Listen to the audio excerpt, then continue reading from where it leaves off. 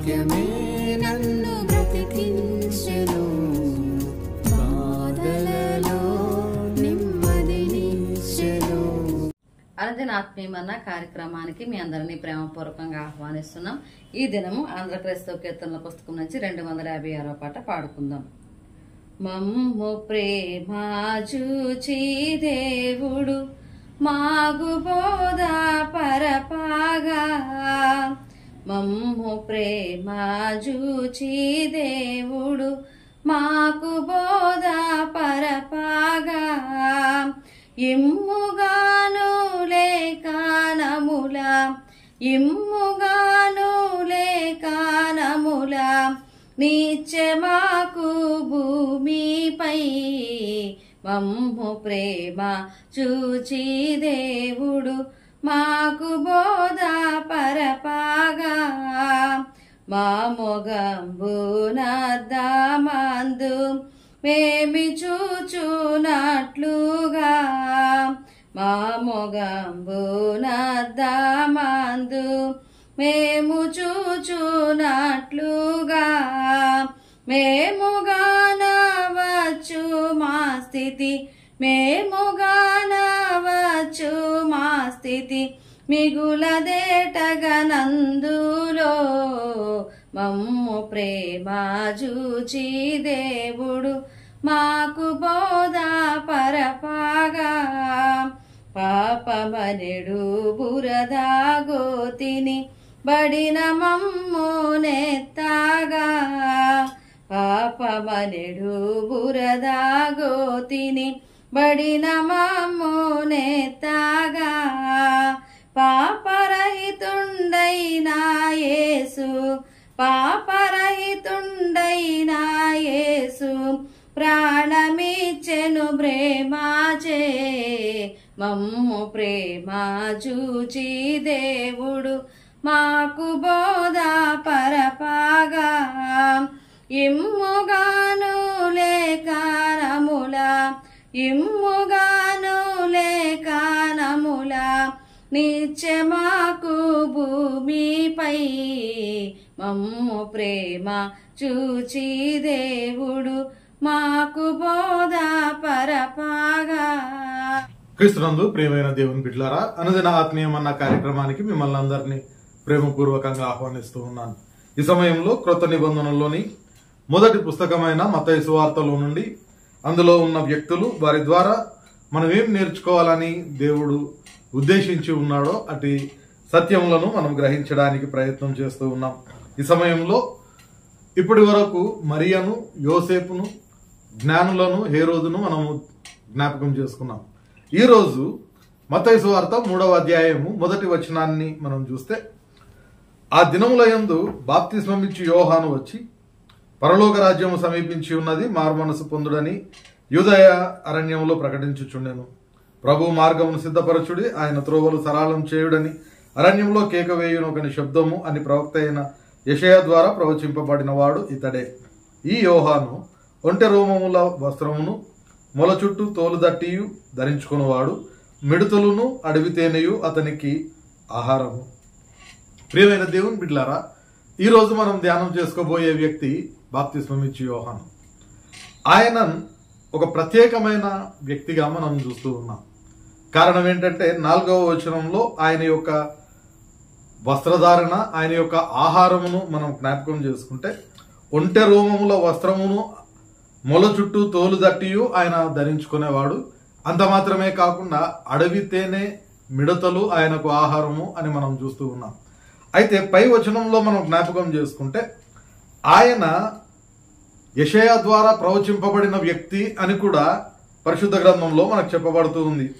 ప్రభువు మార్గము సిద్ధపరచుడి, ఆయన త్రోవలు సరళము చేయుడి అని అరణ్యంలో కేకవేయు ఒకని శబ్దము అని ప్రవక్త అయిన యెషయా ద్వారా చెప్పబడిన వాడు ఇతడే అనే మాటను మనం చూస్తూ ఉన్నాం. యెషయా గ్రంథం 40వ అధ్యాయము 3వ వచనంలో ఆ ప్రవచనాన్ని మనం చూస్తాం.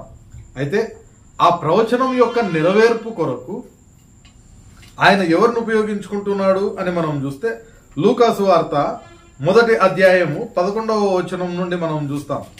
లూకాసు వార్త 1వ అధ్యాయము 11వ వచనం నుండి మనం చూస్తే, ఇక్కడ రాయబడిన మాటలు, ప్రభు దూత ధూపవేదిక కుడివైపున నిలిచి అతనికి కనబడగా జకర్యా అతని చూచి తొందరపడి భయపడిన వాడాయను. అప్పుడు ఆ దూత అతనితో, జకర్యా, భయపడకుము, నీ ప్రార్థన వినబడినది.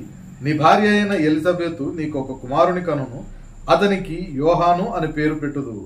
అతడు ప్రభు దృష్టికి గొప్పవాడై ద్రాక్షరసమైనను మద్యమైనను త్రాగక తన తల్లి గర్భమున పుట్టినది మొదలుకొని పరిశుద్ధాత్మతో నిండుకొనిన వాడై ఇజ్రాయేలీయులలో అనేకులను ప్రభు అయిన వారి దేవుని వైపునకు త్రిప్పును అనే మాటలు మనం ఇక్కడ చూస్తూ ఉన్నాం. అంతేకాకుండా మరియు అతడు తండ్రుల హృదయములను పిల్లల తట్టుకును అవిధేయులను నీతిమంతుల జ్ఞానమును అనుసరించుటకును త్రిప్పి ప్రభువు కొరకు ఆయత్తపడి ఉన్న ప్రజలను సిద్ధపరచుటకై ఏలియా యొక్క ఆత్మయు శక్తియు గలవాడై ఆయనకు ముందుగా వెళ్ళును గనుక నీకు సంతోషమును మహా ఆనందమును కలుగును.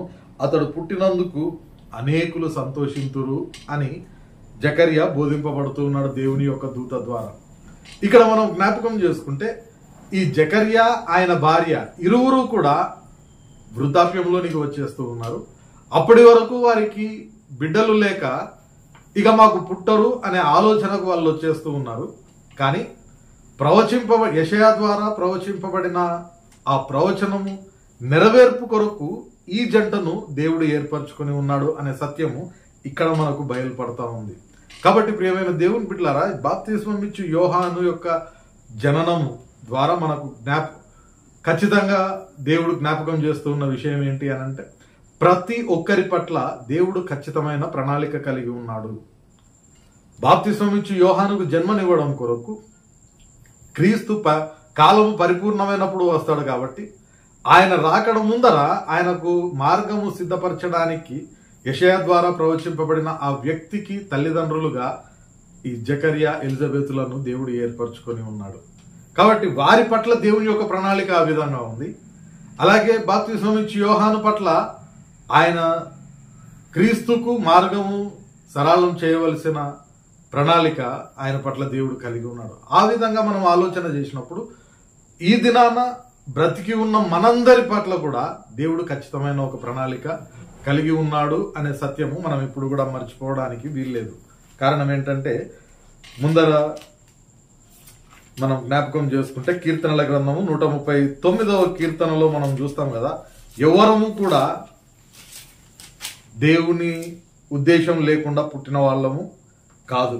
ఎందుకంటే 139వ కీర్తనలో మనం చూస్తాం కదా, 13వ వచనంలో, నా అంతరింద్రియములను నీవే కలగజేసి నా తల్లి గర్భమందు నన్ను నిర్మించిన వాడవు నీవే.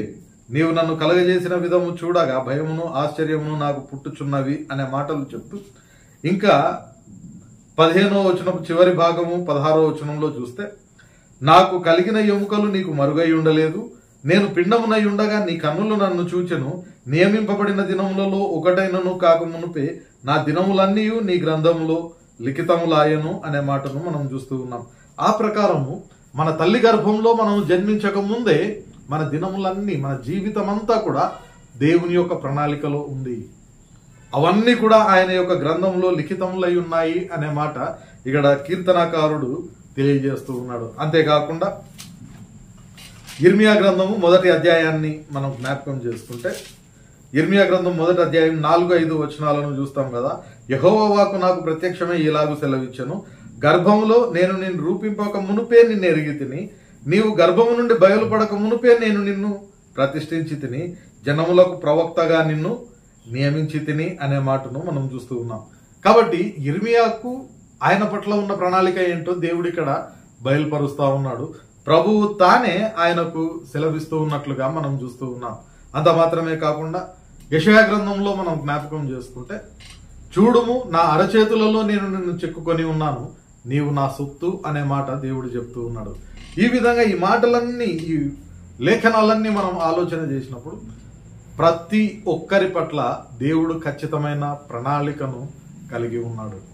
ఈ దినాన మనం ఇంకా సజీవంగా ఉన్నాము అని అంటే మనము కూడా ఖచ్చితంగా జ్ఞాపకం చేసుకోవాల్సిన విషయం ఏంటి అనంటే, మన పట్ల కూడా, నా పట్ల కూడా దేవుడు ఒక ఖచ్చితమైన ప్రణాళిక కలిగి ఉన్నాడు. ఈ దినాన అనేక మంది ఆ సత్యాన్ని మరచిపోయి ఆ జీవితం తనది, నా జీవితం నా ఇష్టము అన్నట్లుగా దేవునికి వ్యతిరేకమైన పనుల్లో చాలామంది మునిగిపోతూ ఉన్నారు. అంత మాత్రమే కాకుండా అనాలోచితంగా తమ యొక్క ప్రాణాలను సైతం తీసుకోవడానికి వెనకాడడం లేదు. కానీ ఈ జీవితము దేవుడిచ్చింది. ఒక ఖచ్చితమైన ప్రణాళిక దేవుడు కలిగి ఉన్నాడు.